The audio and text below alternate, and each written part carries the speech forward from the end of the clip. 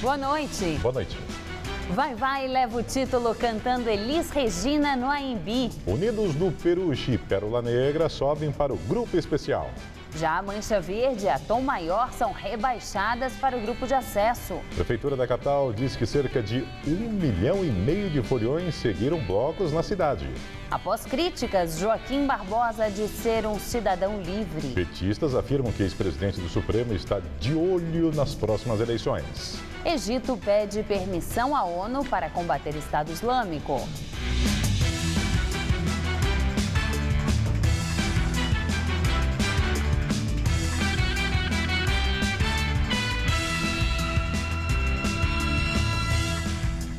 A festa no bairro do Bexiga, na região central da cidade, continua. A Vai foi a grande campeã do Carnaval de São Paulo. A escola é a maior colecionadora de títulos do Carnaval paulistano. Já são 15 campeonatos. E o repórter Luciano Penteado acompanha a festa e tem mais informações.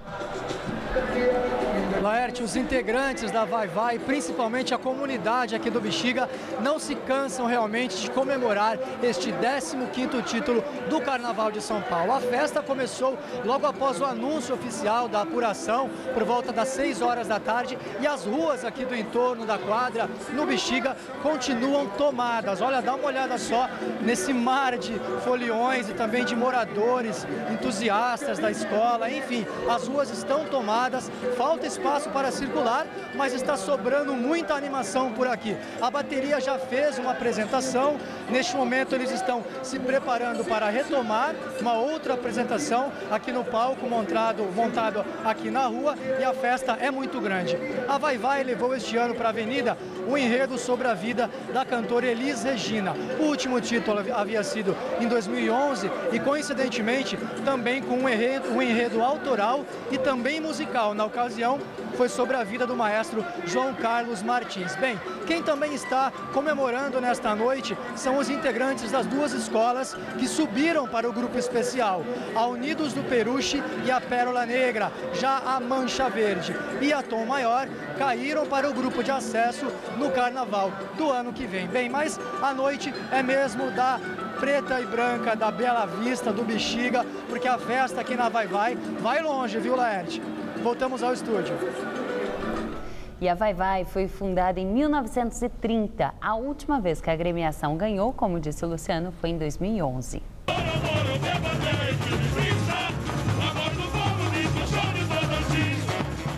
A Vai, penúltima escola a entrar no AMB, fez um tributo à cantora Elis Regina, que completaria 70 anos em 2015.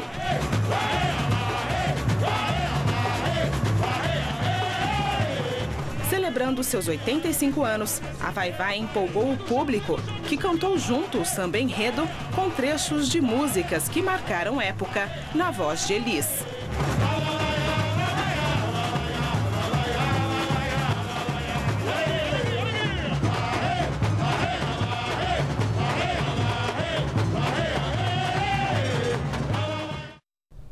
A apuração no AMB foi bem apertada. O resultado só foi decidido no último momento. As notas dos 9 quesitos começaram a ser anunciadas pouco depois das 4 da tarde. 4 jurados ficaram responsáveis por cada categoria. A menor nota era descartada. Ao final dos 3 primeiros quesitos, samba enredo, bateria e fantasia, 3 escolas estavam empatadas na liderança: Mocidade Alegre, Vai e Dragões da Real.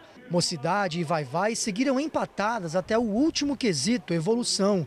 E a emoção crescia. No penúltimo jurado, a Vai virou o placar e conquistou o 15º título com o enredo sobre a vida de Elis Regina.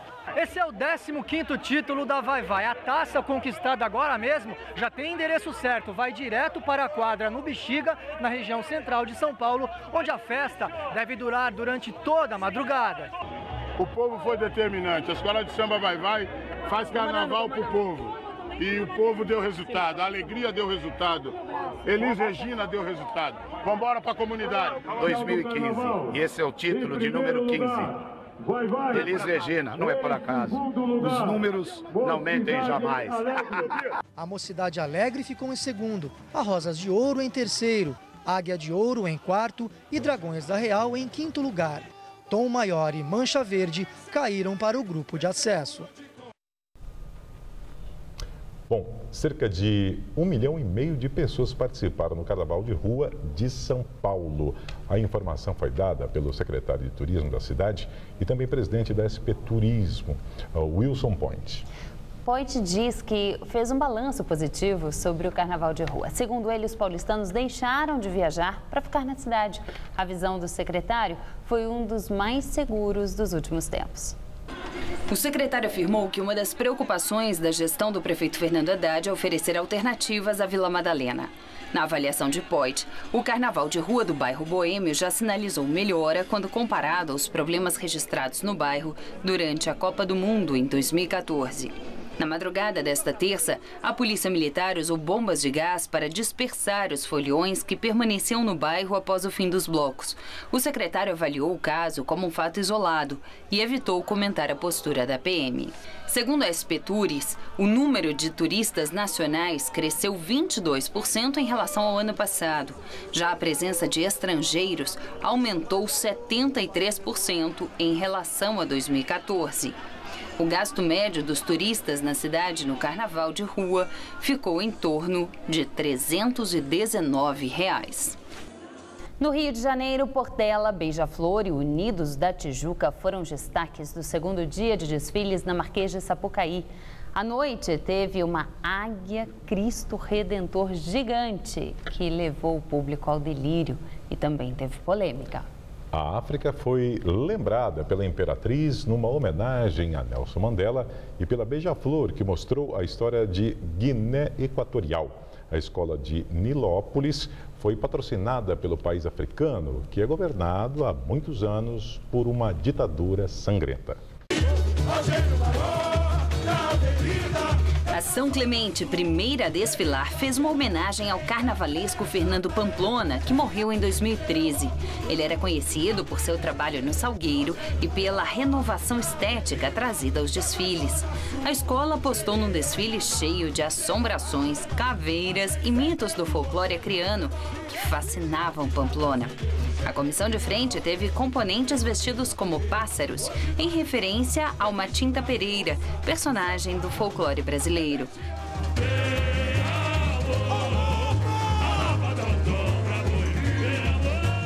Com um enredo sobre os 450 anos do Rio, a Portela fez um desfile ostentação com direito a uma Águia Cristo Redentor se curvando diante do público. A Cidade Maravilhosa foi apresentada num estilo surrealista e abusou da tecnologia. E um carro representando o Maracanã veio escoltado por 3 bolas drone que sobrevoaram as arquibancadas. A comissão de frente também causou impacto com um enorme telão em forma de relógio derretido da obra de Salvador Dalí. Apesar de alguns problemas em evolução e alegorias, Azul e Branco saiu da Sapucaí aos gritos de "é campeão".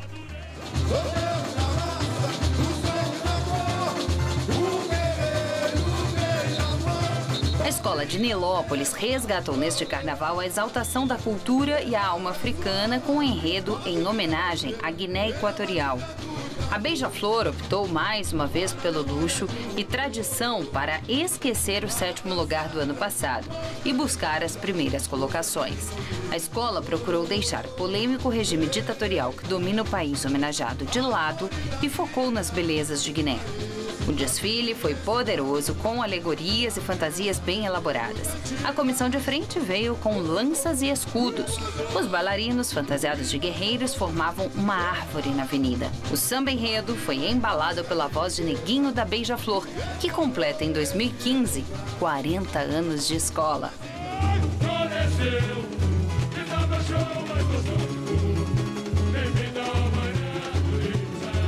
Com 4.000 componentes distribuídos em 33 alas e 7 carros, a União da Ilha apresentou o enredo Beleza Pura.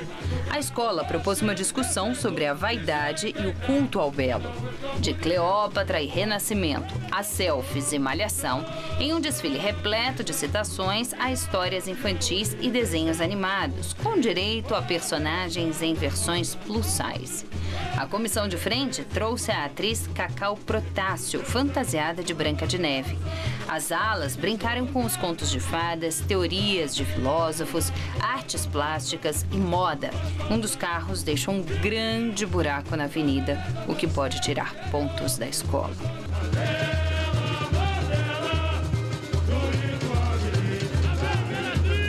A Imperatriz Leopoldinense trouxe para Sapucaí a África do Sul de Nelson Mandela, líder da luta contra o apartheid.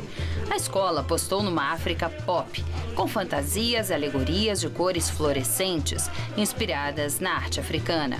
A Imperatriz deixou um pouco de lado a tecnologia e usou mais elementos de cena, como acrobatas e esculturas articuladas. Ao todo, foram 3.400 integrantes, em 32 alas e 6 carros alegóricos.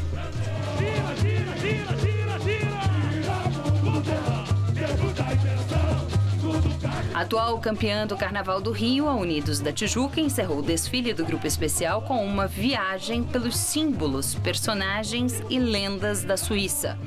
As inovações tecnológicas das caixinhas de música ao acelerador de partículas atômicas foram destaque.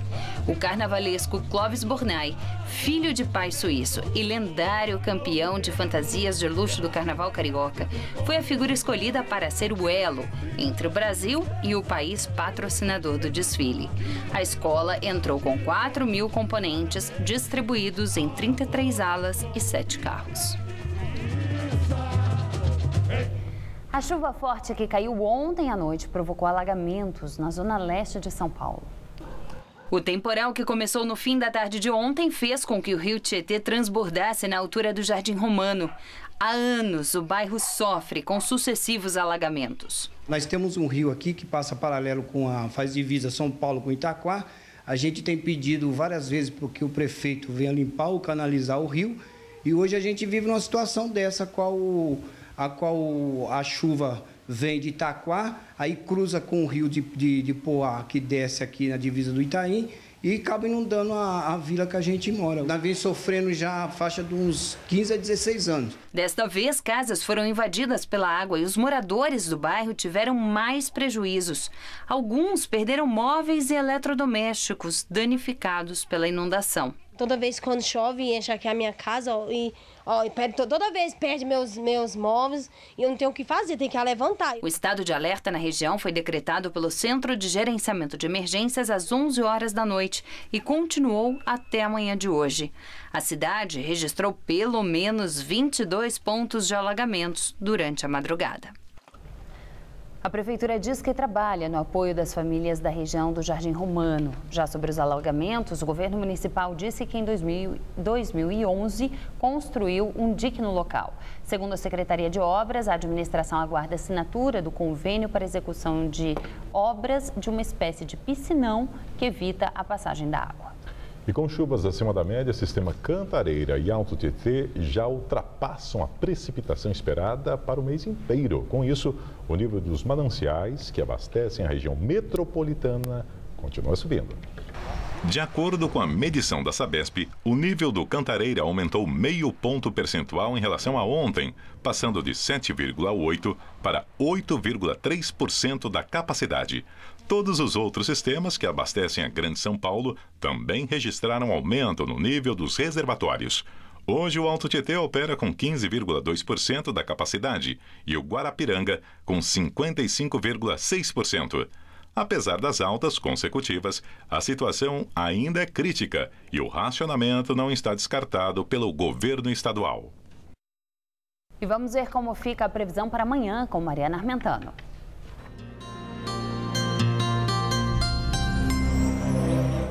Em todo o estado de São Paulo, a quarta-feira de cinzas terá poucas mudanças em relação a esse último dia de carnaval. O dia será de muita nebulosidade, mormaço e pancadas de chuva, principalmente entre a tarde e a noite, em praticamente todas as regiões do estado. O sistema de baixa pressão que está no litoral ainda espalha muitas nuvens carregadas, por isso o alerta para temporais continua mantido e a atenção nas estradas deve ser redobrada. Vamos ver as temperaturas em algumas cidades? Em Votuporanga, a mínima nesta madrugada será de 21 e a máxima à tarde na casa dos 32 graus. No litoral do estado também esquenta e, apesar da chuva, a máxima chega aos 29 graus no Guarujá. E aqui na capital paulista, a previsão é de sol entre muitas nuvens e chuvas isoladas que tendem a ser fortes. As temperaturas ficarão entre 18 e 27 graus. O corpo da sexta vítima da explosão em navio-plataforma no Espírito Santo foi localizado hoje. A informação foi confirmada pela BW Offshore, dona da embarcação. 3 funcionários continuam desaparecidos após a explosão do navio FPSO Cidade de São Mateus. 74 pessoas estavam na embarcação no momento do acidente na última quarta-feira. Investidores que processam a Petrobras nos Estados Unidos alegam prejuízos totais de quase R$1,5 bilhão de reais com o escândalo de corrupção investigado pela Operação Lava Jato. O registro das queixas foi publicado nesta terça-feira pela Bloomberg Intelligence, um dos principais provedores mundiais de informação para o mercado financeiro. Grande parte dos prejuízos atingiu os fundos de pensão. No total, são 5 ações coletivas iniciadas nos Estados Unidos contra a estatal.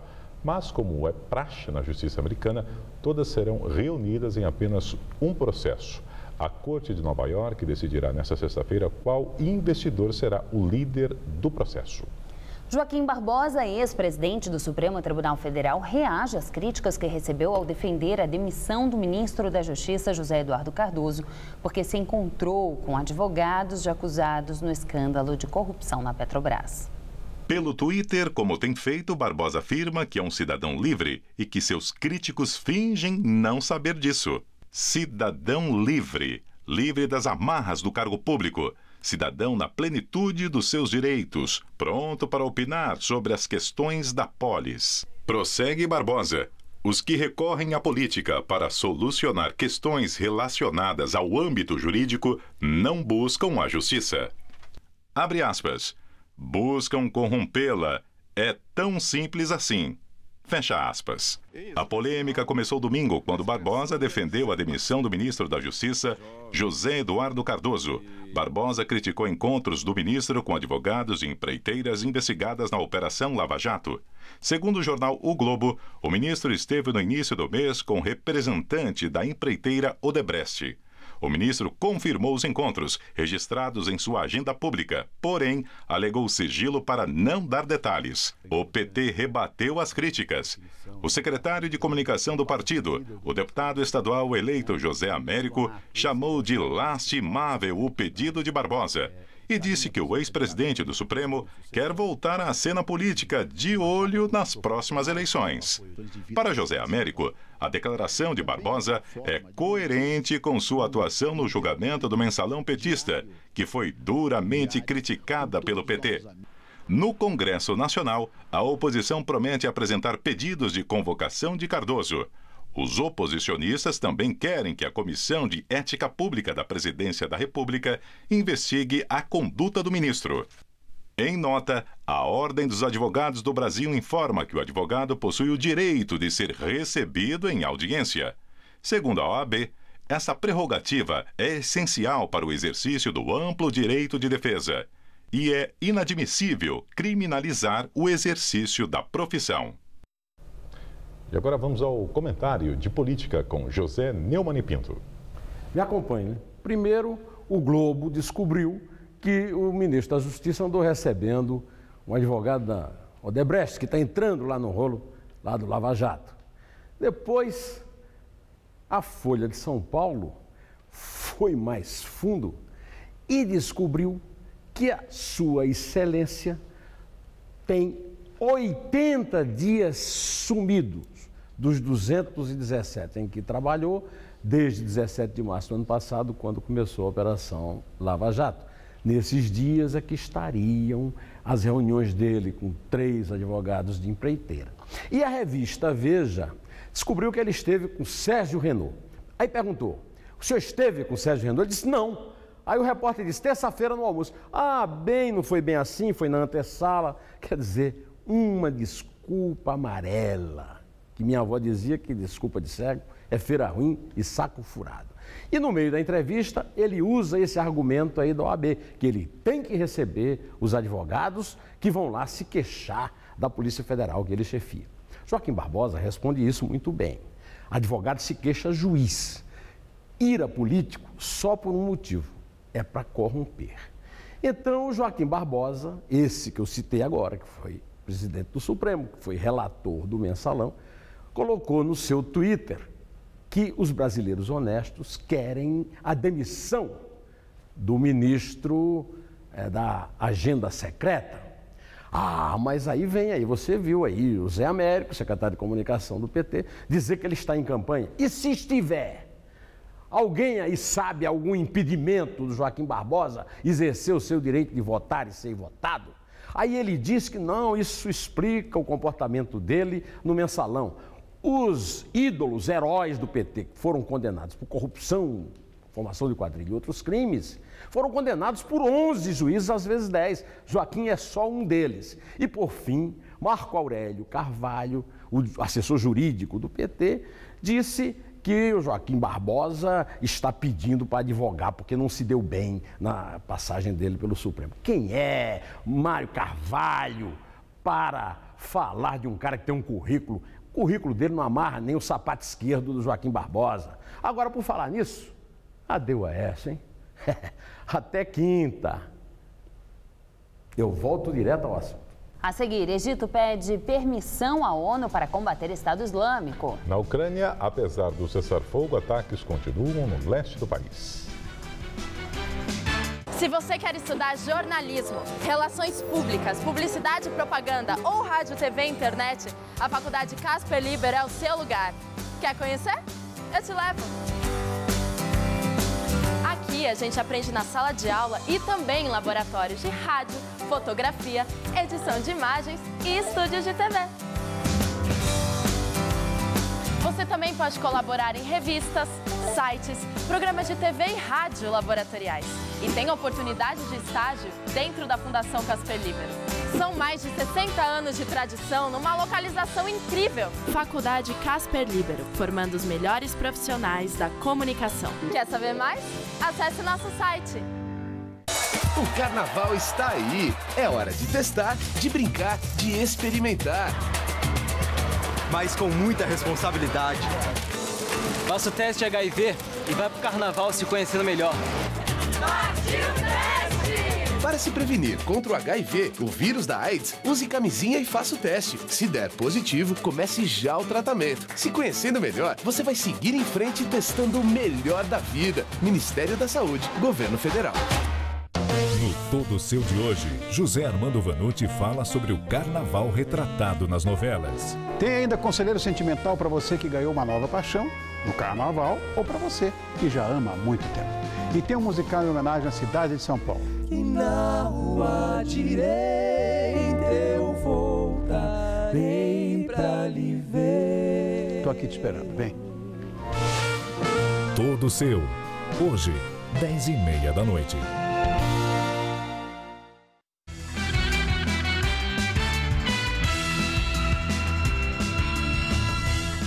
A Indonésia adiou a execução do paranaense Rodrigo Goulart. Outros presos do país também tiveram suas penas adiadas. O brasileiro foi detido em 2004 após tentar entrar no território indonésio com cocaína escondida em pranchas de surf. Goulart foi condenado à morte. O governo informou que a prisão, onde as penas serão cumpridas, ainda não ficou pronta. A Procuradoria-Geral não informou a nova data da execução. O Egito pede às Nações Unidas intervenção da coalizão internacional na Líbia. O presidente egípcio Abdel Fattah al-Sisi pediu que a ONU adote uma resolução para formar uma coalizão internacional de combate ao Estado Islâmico na Líbia. Em entrevista a uma rádio francesa, al-Sisi afirmou que não desejava intervir do outro lado da fronteira, mas que não teve escolha diante do crime monstruoso cometido contra seus conterrâneos. Em represália às decapitações de 21 cristãos coptas, a Força Aérea Egípcia atacou posições do Estado Islâmico na Líbia. Al-Sisi não respondeu se pretende fazer outros ataques no país vizinho, mas disse que a comunidade internacional deve dar uma resposta.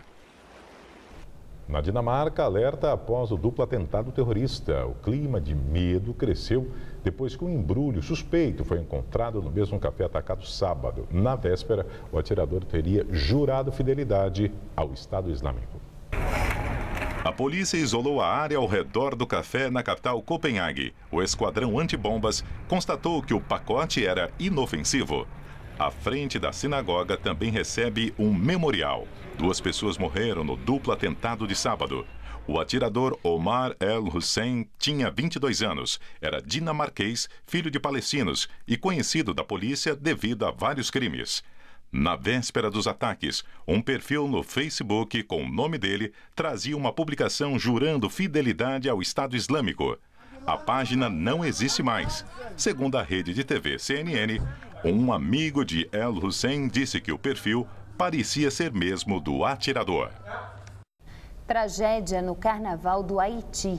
Pelo menos 18 pessoas morreram e mais de 60 ficaram feridas quando um carro alegórico passou debaixo de fios de alta tensão. O carnaval estava animado na capital Porto Príncipe, com milhares de pessoas festejando no desfile de rua. O acidente aconteceu quando um carro alegórico passou por debaixo de cabos de alta tensão. Testemunhas relatam que alguém que estava no carro tentou mexer nas linhas de eletricidade para o veículo passar. 7 pessoas morreram eletrocutadas. Algumas pessoas conseguiram saltar do carro e se salvaram.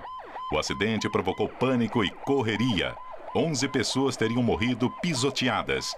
Dezenas de feridos foram levados ao maior hospital da cidade.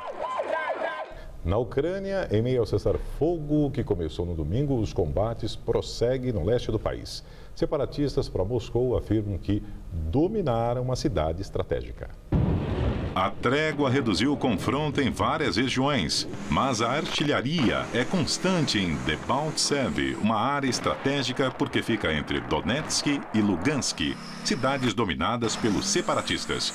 O governo de Kiev e o Ocidente temem que os separatistas e o presidente da Rússia, Vladimir Putin, queiram consolidar os recentes ganhos rebeldes antes que a paz seja implementada. O plano para que os dois lados retirassem o seu armamento pesado não foi executado. O acordo de trégua foi acertado na semana passada e pretende encerrar o conflito que já matou mais de 5.000 pessoas. A edição das 10 do Jornal da Gazeta termina aqui. Boa noite. E agora com o Rony Fon no Todo Seu. Uma ótima noite para você. Até amanhã. Logo mais 11h30 da noite, conheça os artistas de rua que vivem de sua obra na série Arte na Rua. Assista agora Todo Seu.